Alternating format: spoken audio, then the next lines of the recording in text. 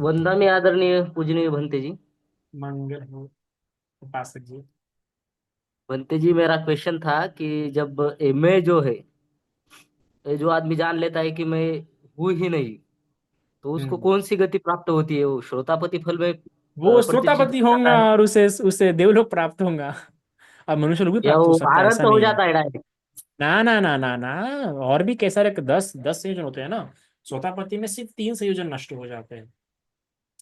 पर ये देखो सत्य देखो, और उसने पूर्ण रूप से उसने जान लिया कि मैं नहीं है पूर्ण रूप से, तो अनंत हो जाएगा। पर सत्य दिट्ठी के आधार पर जाना श्रोतापति होगा, उस मैं को देखना पड़ता ना किस स्तर पे जान रहा है वो। है ना, क्योंकि अविद्या तो अनंत होने तक रहती है। तो उसका सिर्फ सत्कार दिट्ठी ये भाव हट जाता है स्वतापति होने का। बाकी अविद्या उसकी रहती है। ठीक है, मतलब स्वतापति पे दिट्ठी नष्ट होती है।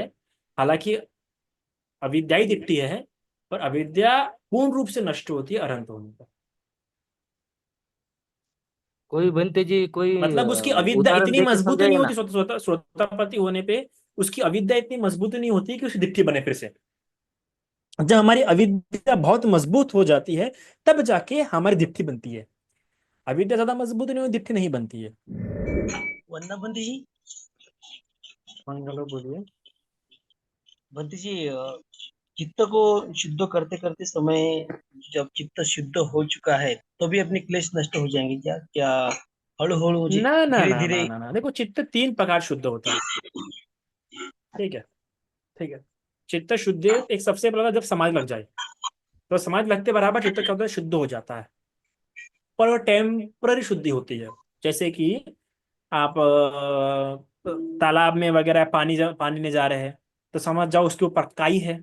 तो क्या करते हैं, आप अपनी मटकी से उस काई को हटाते हैं, तो थोड़ी देर के लिए वो पानी साफ हो जाता है। काई हट जाती है और साफ पानी दिखता है। तो समाधि लगने पर, जब समाधि लगती है तो थोड़ी देर के लिए चित्त शुद्ध हो जाता है। पर जैसे ही अपना पानी निकालते हैं और थोड़ी देर समय बीत जाता है, तो काई फिर से उस पानी के ऊपर आ जाती है। तो ऐसे तो जब समाधि प्राप्त होती है तो एक खुद ही थोड़े समय के लिए शुद्धि। दूसरी प्रकार की होती है धीरे धीरे करके शुद्धि होना। है ना।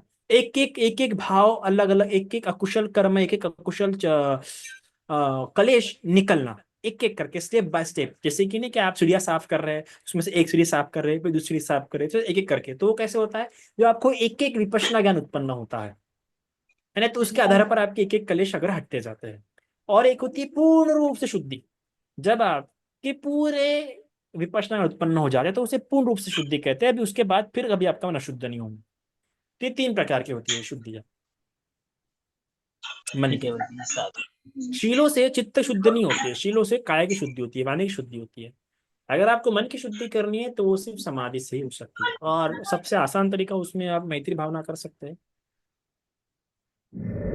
वंदनीय आदरणीय भंते जी। मंगल हो पासा जी। भंते जी, मेरा क्वेश्चन है, जैसे मैं मेरा का भाव है, अभी आप स्टोरी में सुना देते हैं, हम उसको मतलब समझ तो रहे हैं, बट उसको फील नहीं कर पा रहे हैं। मतलब फिर भी हम मैं मेरे के भाव में तो जा ही रहे हैं। वो मतलब ऐसा क्यों हो रहा है, और वो कैसे जल्दी से हम खत्म करें उसको? जल्दी से तो सवाल डालो ही मत कि जल्दी से कैसे खत्म करें। सिर्फ ये बोलो कि देखो हमको तो समाधि का अभ्यास करना पड़ेगा, विपश्यना का अभ्यास करना पड़ेगा, अगर इस प्रकार के अविद्या में नहीं गिरना है, तो इस प्रकार के दिट्ठी में मैं मेरे भाव में नहीं गिरना है, तो अगर आप इसको मैं मेरे भाव को अनुभव करना है, तो आप जब आपको कोई प्रिय व्यक्ति दूर होता है, उस समय पे योनि सुमनसिकार कीजिए ठीक प्रकार से। जब आपकी प्रिय वस्तु खो जाती है, उस समय ठीक प्रकार से योनि सुमनसिकार कीजिए, तो आपको लगेगा अरे मैं कितना दुखी हो रहा था व्यर्थ की बातों को लेके। तब आप उस मैं मेरे भाव को कि कैसे मैं मेरा भाव नहीं है, तब आप ही जान सकते हैं। जब आप अकुशल घटना घट रही है और आपका मन व्याकुल हो रहा है, तब यूनिसो मन स्वीकार करके आप ये बात जान सकते हैं कि मैं मेरा तो कुछ है ही नहीं। आप उसका अनुभव के रत्न जान सकते हैं। अब वो मुझे मत पूछना कि वो यूनिसो मन स्वीकार उस समय कैसे करूँ, क्योंकि डिपेंड करता है कि उस समय कैसा विचार आपके मन में हो रहा है, फिर उस प्रकार की भावना करनी होती है। जी भंते जी, साधु साधु साधु। वंदना में आदरणीय पूजनीय बंटी जी। मंगल। बंटी जी, मैं मेरे का भाव कम हो रहा है, ये कैसे जान सकते हैं? और अगर मैं मेरे का भाव कम हो रहा है कि जानना है, तो आपको जो वस्तु प्रिय है अभी उसको आप दान कर सकते हैं क्या नहीं, ये देखिए करके ये दे सोचो। या तालाब में फिक्स सोना, आपके पास सोना है क्या? हाँ, है ना। लेके जाओ तालाब के पास और देखो हिम्मत होती है क्या फेंकने की। अच्छा। यानी प्रिय चीज को त्याग करने की इच्छा, यानी हिम्मत होना। यानी मतलब एक सरल सरल सी बात कहूँ तो जिन चीजों में पहले बहुत मन लगता था, अभी उसमें उतनी रुचि आ रही है क्या, ये रुचि कम हो रही है। ये बहुत सरल सरल सा तरीका है कि पता लग जाएगा कि आपका मैं मेरा भाव कम हो रहा है कि नहीं हो रहा है। जैसे कि पहले बहुत बातों में रुचि आती थी या पहले छोटी बातों पर गुस्सा आता था, अब वैसा नहीं होता है क्या, तो इसका मतलब मैं मेरा भाव कम हो रहा है ना। पहले कैसा, घर के बाहर जाते बार घर घर की याद आएंगी, अरे कपड़े सुखाने का हो, खाना पकाने का हो, ये होने का, बच्चा आ जाएगा, पति आ जाएगा घर में, तो ये सब बात अभी अभी भी व्याकुल करती है क्या। अगर करती होंगी तो मैं मेरा भाव कम होने का, जितना व्याकुल करेंगी उतना ज्यादा मैं मेरा भाव मजबूत है, जितना कम व्याकुल करेंगी उतना मैं मेरा भाव कमजोर होगा। जी जी, यानी हम बढ़ रहे आगे, ऐसा समझे, ऐसा लगे तो।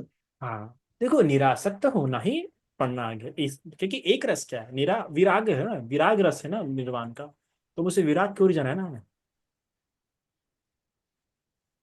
विराग के इसमें थोड़ा सा फिर घर वालों को प्रॉब्लम हो जाता है ना। घर में ऐसा लगता है कि ऐसे क्यों कर क्योंकि रहे घर हैं, वालों वैसे को लग क्यों रहा है ना कर कि मैं मेरा हाथ जा रहा है, तो जब व्यक्ति को लगता है कि अरे मैं मेरा नहीं चल रहा है तो फिर कैसे चलेगा, मेरी पत्नी मेरा नहीं सुनेगी, मेरी पत्नी मेरे पर ध्यान नहीं दे रही है, मेरी माँ मेरे को ध्यान देती नहीं है आजकल, तो उन्हें प्रॉब्लम होंगी हम ना। पूरे तरह से, तो ऐसा लगता है कि ये संसार से थोड़ा दूर जा रहे हैं, अलग ही ज्यादा ही कर रहे हैं, ऐसा हो जाता है देखिए ना बंटी। रिश्तों से, बच्चों से, पति से उसी व्यक्ति को समस्या होती है जिसने कभी भी अपने जीवन में बाउंड्रीज नहीं बनाई है।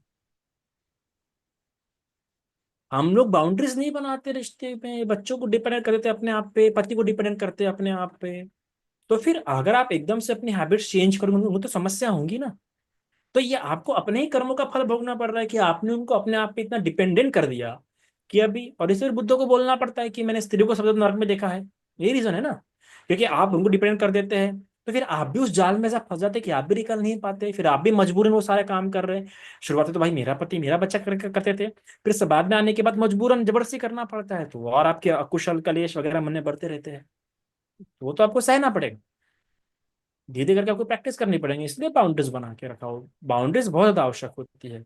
हम उनको अपने आप पे पूरा डिपेंड कर देते हैं, तो फिर उसका हमें फल, हमें हमारे हमें अपने ही किए हुए कर्मों का फल भोगना है, किसी और के कर्म की किए हुए कर्मों का फल नहीं भोगना है, तो उनको समस्या होंगी, और धीरे धीरे करना है आपको, क्योंकि आपको ये बात समझिए कि बाबा अगर मैं इस चक्कर में रही तो मेरे कैसे, जैसे अभी मैं एक उपासिका से बात कर रहा था, बड़ी प्यारी उपासिका है, बड़ा प्यारा बोल रही थी कि भांति जी अभी मैं मेरे बच्चे को छोड़ दूं क्या।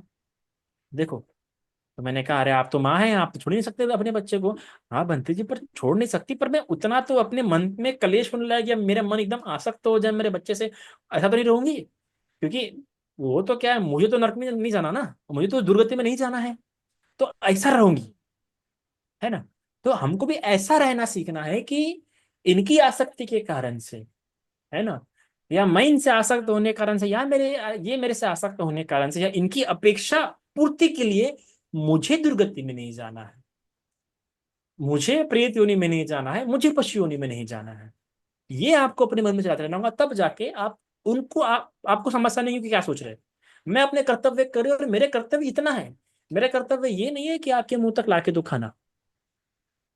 महिलाओं ने या जो भी जिम्मेदारी लेके है, चाहे वो पुरुष भी हो सकता है, कई सारे घरों में पुरुष जिम्मेदारी लेके है, तो वो जो महिला या जो पुरुष ये सोचते हैं कि मेरी जिम्मेदारी है इनको खिलाना, तो ये गलत सोच रहे हैं।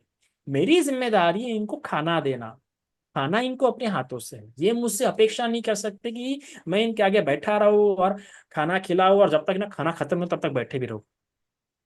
ये वो जो जिम्मेदारी लिया हुआ इंसान है, उसको खुद को अपने आप को बार बार समझाना होगा कि बाबा मुझे दुर्गति में नहीं जाना, मुझे पशु योनि में नहीं जाना, मुझे प्रेत योनि में नहीं जाना है, क्योंकि ये जो मेरे बच्चे इस जन्म में है मेरे बच्चे, जो मेरा पति है इस जन्म में मेरा पति है ना, फिर इस जन्म में कोई और होगा, अगले जन्म में कोई और होगा, फिर इनके एक जिंदगी के आसक्ति के लिए, और वो एक जिंदगी कितनी है, वो एक जिंदगी कितनी है, भगवान ने क्या कहा कि एक बिजली कड़कने के बाद जितने देर के लिए आसमान में प्रकाश होता है उतनी है बस एक जिंदगी, तो इस एक प्रकाश के जिंदगी के लिए मैं इतने लंबे समय नरक में जाऊँ क्या, या पशुनी में जाऊँ, या प्रेतोनी में जाऊँ, नहीं, इस जन्म में ये पति है, इस जन्म में ये बच्चा है, पर इतना भी आसक्त नहीं होना है कि मेरे जन्म जन्म मुझे बेकार करना है, क्योंकि अगले जन्म में कोई और होगा, पिछले जन्म में कोई और था, तो इतना क्यों इन्वॉल्व भाई?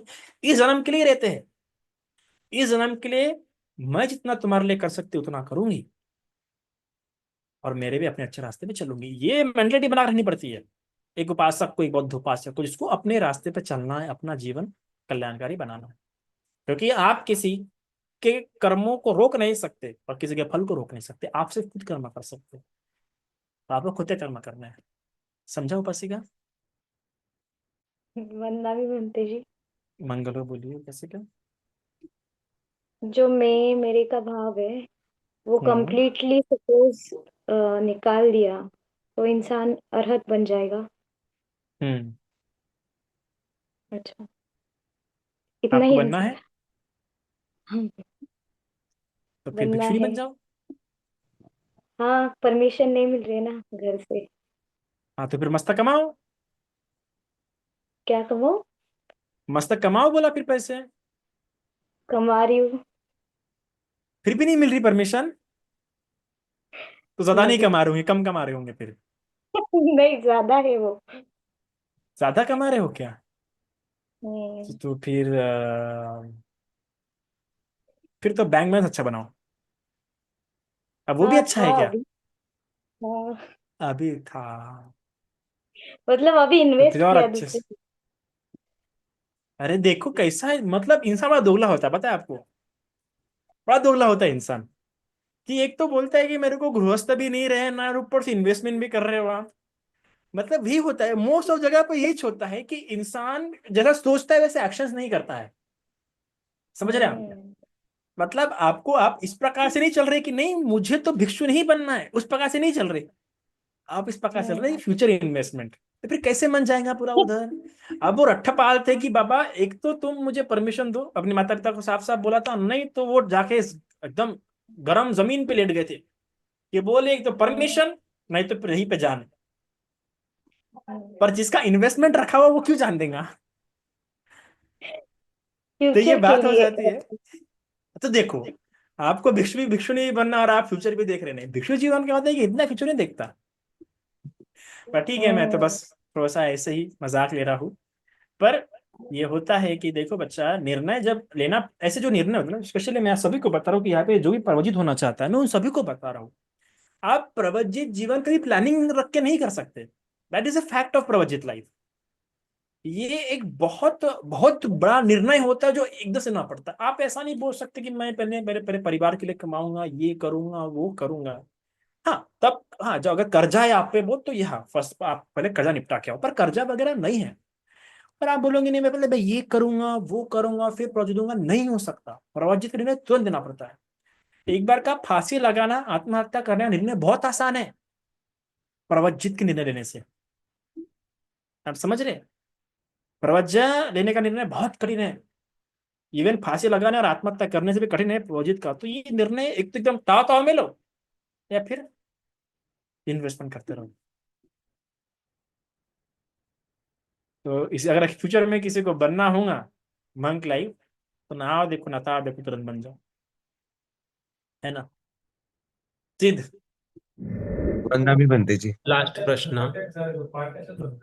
बोलिए। हा, वंदना मी बनते जी.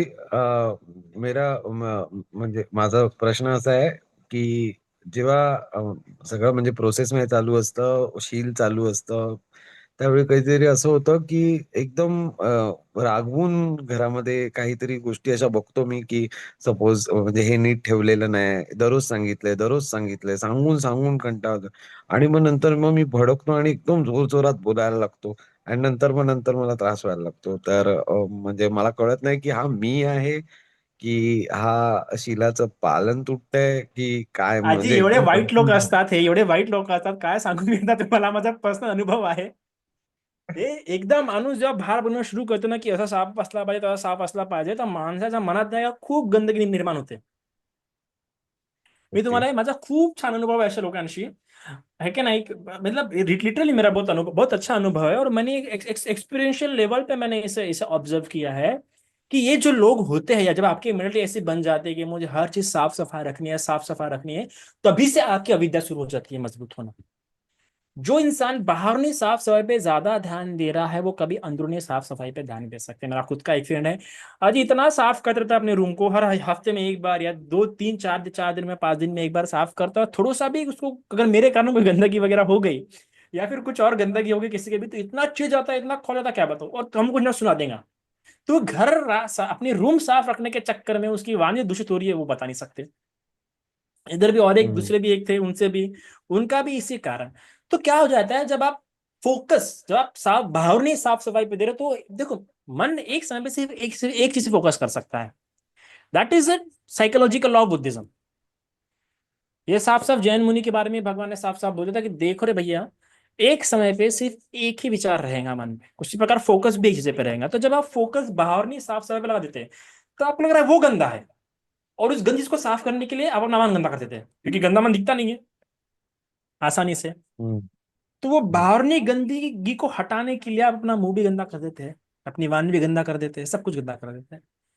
तो आपको सबसे पहले ध्यान रखना है कि उस गंदगी को देख के मेरे मन में कैसे गंदगी उत्पन्न हो रही है, मैं क्यों उसमें मैं इतना व्याकुल रहा हूँ बाहरी गंदगी देख के, इतना क्यों व्याकुल रहा हूँ मैं बाहरी गंदगी देखिए। आखिर में गंदगी बाहर है, मैं आसान से साफ कर सकता हूँ, मैं कर सकता हूँ, मैं क्यों किसी और को बोलूँ, मैंने साफ किया ना तो मैं फिर साफ कर लूंगा, मैं बार बार साफ करूंगा। हमारा क्या एक्सपेक्टेशन रहती है कि हम साफ करते तो किसी और ने गंदगी नहीं करनी चाहिए। ये सबसे बड़ी अविद्या है, ये बहुत बड़ी ओके। विद्या और बहुत ही हानिकारक विद्या है कि मैंने साफ किया तो किसी और ने गंदगी नहीं करनी चाहिए। आपको तब ये योनिसो मन से कार्य करना है कि मैं साफ कर रहा हूं तो ये मेरे मन में है साफ करने के लिए, मैं दूसरों से अपेक्षा नहीं रख सकता कि दूसरों ने भी साफ ही रहना चाहिए। हम ये गलती कर रहे थे कई बार कि हम लगता है कि मैं साफ रहता हूँ, मैं सफाई कर रहा हूँ तो बाकी सब लोगों ने गंदगी नहीं करनी चाहिए। ऐसा नहीं है, ये मेरा खुद का गुण है इसलिए मैं साफ सफाई कर रहा हूँ, मैं हर एक पे नहीं थोप सकता हूँ ये गुण। अगर मुझे दूसरे की गंदगी से प्रॉब्लम हो रही है तो एक तो मैं साफ करूँ ही ना फिर इससे अच्छा। अगर मुझे इतनी समस्या हो रही है किसी और की गंदगी से, तो मैं क्यों जानबूझ के ठेका ले रहा हूँ दूसरों का, ठीक है मैं साफ ही नहीं करूँ। और अगर कर रहा हूँ साफ तो मेरे मन में मुझे बात बिठानी है कि दूसरा व्यक्ति आके से फिर गंदा कर सकता है और मुझे फिर खुद होके साफ करना है, और मैं बार बार करूंगा, तो जितना भी गंदा क्यों ना करे, क्योंकि I can't expect from others that they should come and they clean this और दे मस्ट कम। ये नहीं है, बस सबसे पहली बात आपको याद रखनी है, क्योंकि ये बहुत ही बड़ा मुद्दा है। ऐसे मतलब इस जो पर्सनैलिटी है, I am not blaming you, okay, ऐसा प्लीज इसे पर्सनली मत लेना, बट ये पर्सनैलिटी बन जाती है आपकी, और मैंने इसे बहुत करीब से देखा है, और एक नहीं बहुत लोगों के साथ देखा है मैंने। तो उनका जो कॉग्निशन है, उनका जो अविद्या इस प्रकार से मजबूत होता है कि वो अपनी लिमिट क्रॉस कर देते हैं, ठीक है, कि किसी को भी कुछ भी बोल देंगे वगैरह वगैरह उस चीज के चलते। तो बार बार उनको सवाल पूछो कि मैं अपना मन साफ करना चाहता हूँ, ये बाहर नहीं, ये गंदगी मुझे इतनी परेशान करी तो कैसे होगा। दूसरी बात इसी चीज में ध्यान देने कि आपने एक शुरुआत बड़ी प्यारी बात बोली थी, फिर से बोल दिया गया, जब आपने प्रश्न शुरू किया था कहाँ पे गया वो, गायब हो गया,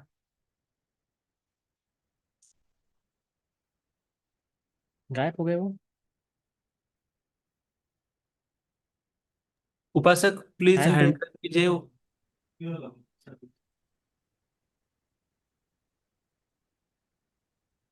हम्म। शुरुआती जो स्टांजा आपने बोला था फिर अच्छा, से बोलिएगा। अनम्यूट केलेलं मी म्हंटल की बनते मी जेव्हा म्हणजे शिलाचं पालन करत असतो आणि हम्म। त्यावेळी जसं बघतो आणि मग सगळं तुटतं आणि मग घरामध्ये जरा प्रॉब्लेम होतो आणि आता सध्या हम्म तसं झालंय. वर्षावासामध्ये तेच चालू असताना मी केलंय ते. तेच तेच कसं असतं की जेव्हा आपण खूप शील पालन करतो ना, तर त्यासोबतच आपली सोबत एक अपेक्षा चालत असते, ठीक है। पैरेलल में हमारी अपेक्षा है, जिस प्रकार से साफ करने वाले की इंसान साफ कर, जब कोई बहुत साफ सफाई करने वाला इंसान होता है तो उसकी अपेक्षा क्या होती है, किसी ने गंदगी नहीं करनी चाहिए, मैंने साफ किया ना। तो उसी प्रकार जब आप इन बहुत ही स्ट्रिक्टली शील फॉलो करना चाहते हैं तो पैसिवली आपकी इंटेंशन ऐसी होती है कि मेरे शील पालन हो रहे बाबा, कोई मेरा दिमाग खराब नहीं करना, कोई कुछ गलत हरकत नहीं करना, कोई मुझे डिस्टर्ब मत करना। तो ये अपेक्षा के कारण से ये शील आपके लिए फ्रस्ट्रेशन बन जाते हैं, फिर एक फ्री माइंड नहीं बन पाता, यार मेरे शील टूट जाएंगे, अरे मेरे शील इस कारण भंग हो जाएंगे, मुझे शील पालन करना है ना। नहीं, आप जब शील पालन कर रहे हैं तो एक बात जो भगवान ने ऑलरेडी शील में बोली है, सिक्खा पदम पाता वेरमणि, सिक्खा पदम, ये शिक्षा पद है, ये मुझसे गलतियां भी हो सकती है, कोई बात नहीं, गलती हो गई तो ये साथ में एक एक्सेप्टेंस का भाव आपको रखना है, और इसके लिए माइंडफुलनेस स्ट्रांग होना बहुत जरूरी है। और एक जो मैं पर्सनली बोलना चाहूंगा फिर से, आप सभी, आप जितने भी उपासक मौजूद है, जो 193 जो सभी लोग मौजूद है यहाँ पे, मैं फिर से स्पेशली फोकस करूंगा इस बात को लेके कि आप लोगों में से जिसको भी बड़ी हैबिट होंगी साफ सफाई करने की या साफ चीजें रखने की या बार बार सफाई करने की, प्लीज आप लोग अनइंटेंशनली लोगों को बहुत ज्यादा हर्ट करते हैं। आप लोगों को बहुत माइंडफुल होना है इस एक्शन को लेके। आप लोग मैक्रो में माइक्रो भूल जाते हैं। आपकी सती सिर्फ मोटे पैमाने पे काम करती है, छोटे पैमाने पे काम करना बंद कर देती है आपकी सती।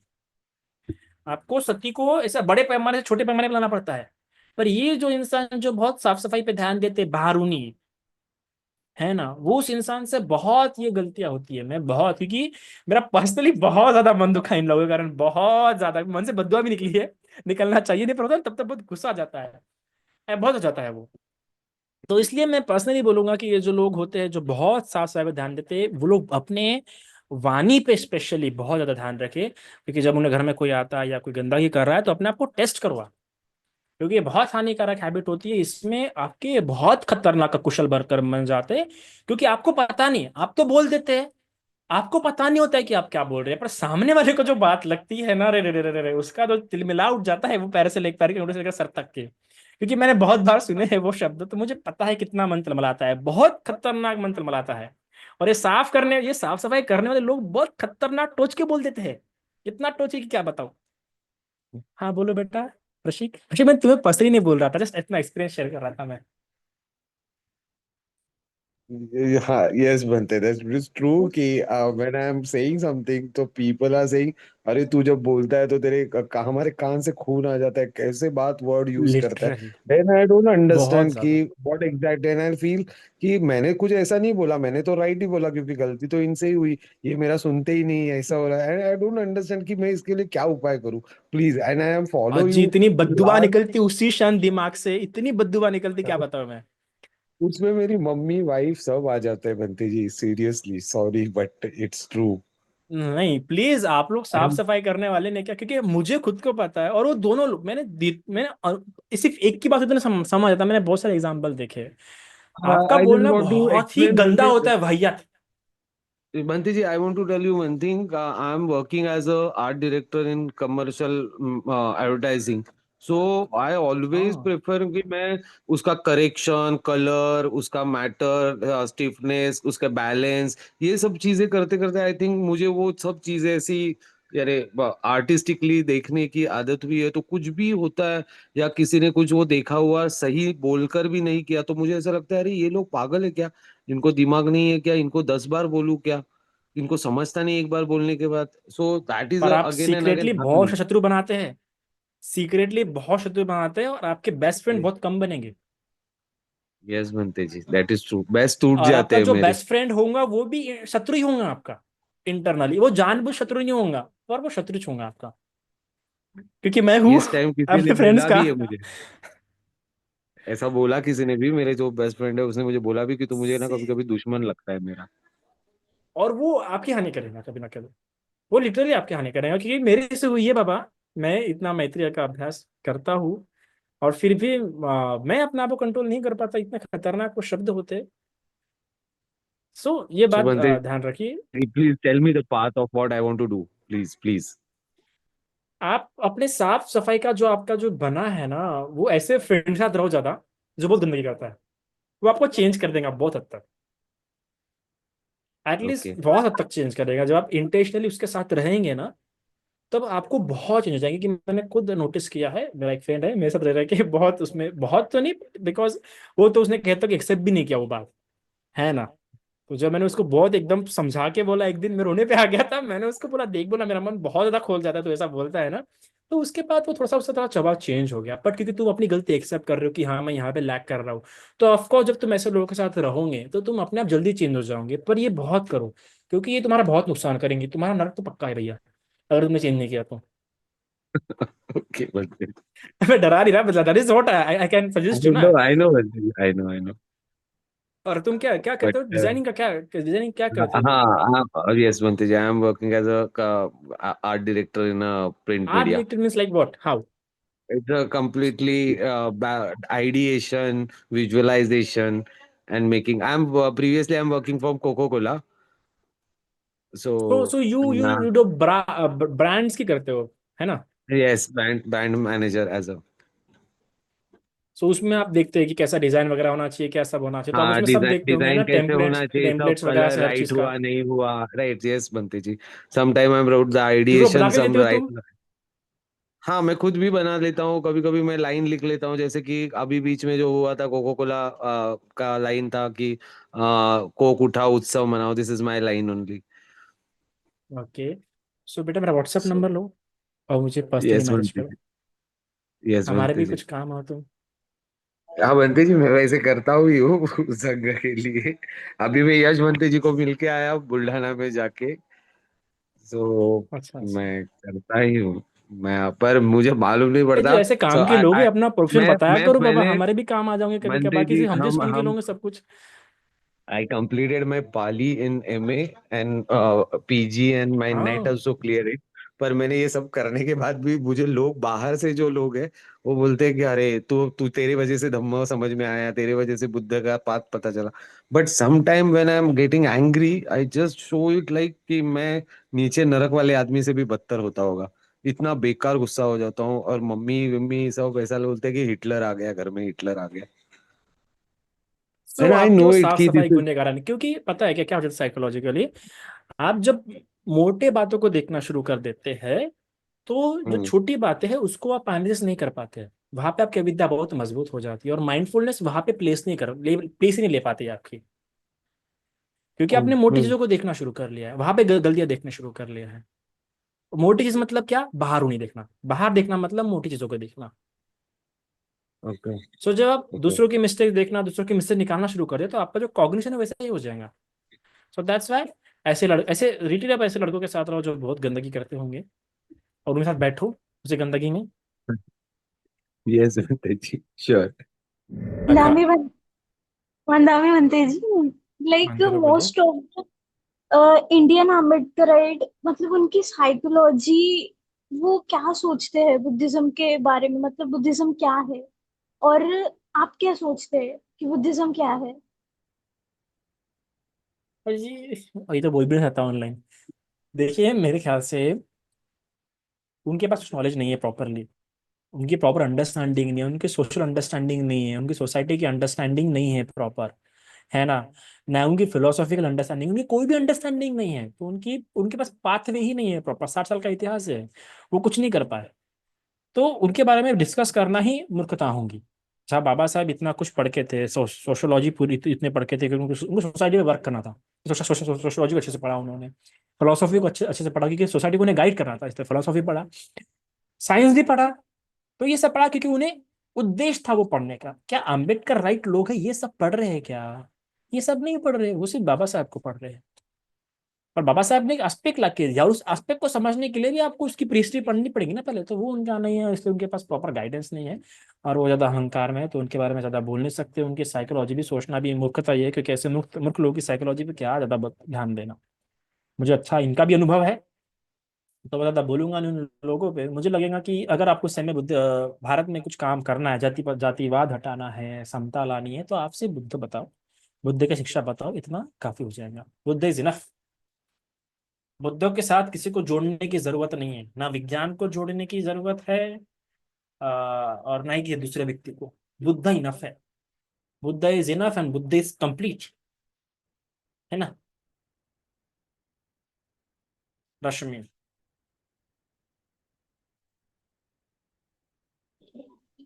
बताना बनते जी। अच्छा, ध्रुव की मौसी भी है क्या यहाँ? सॉरी, हाँ बोलिए रश्मि जी।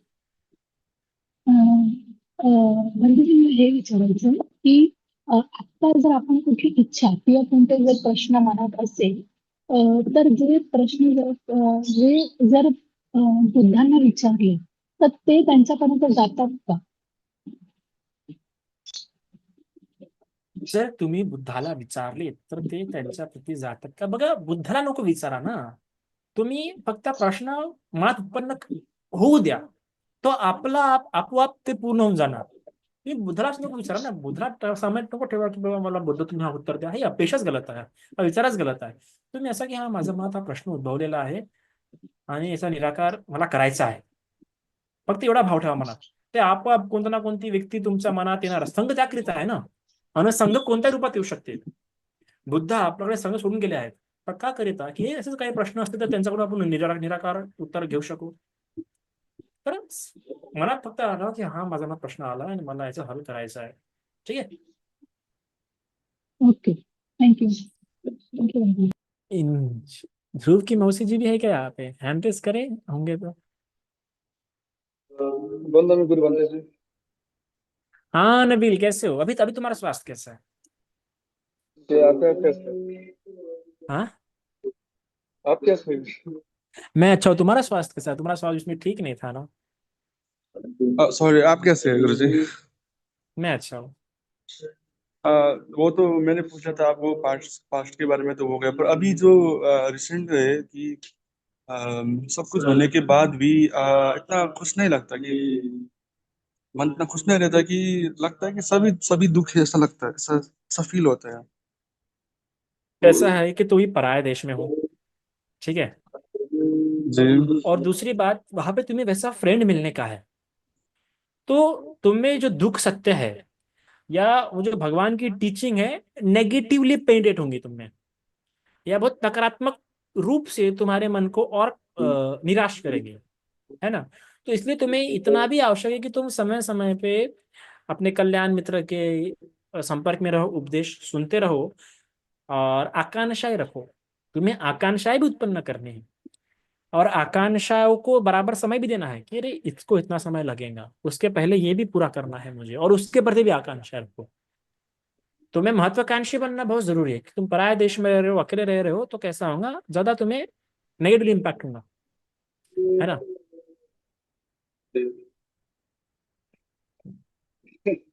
वही पूछना था कि ऐसा क्यों अपने मतलब। आइडियल जो है, अपने आइडियल सब जैसे अनाथ पिंडी का है, उनको रखो आइडियल. जीवक है, उनको रखो आइडियल. जो गृहस्थ भगवान के समय के बहुत बड़े बड़े गृहस्थ रहे हैं, या फिर उनके बाद जो गृहस्थ होके गए हैं, उनके स्टोरीज सुनो और उनको अपने आंखों के सामने आइडियल रखो.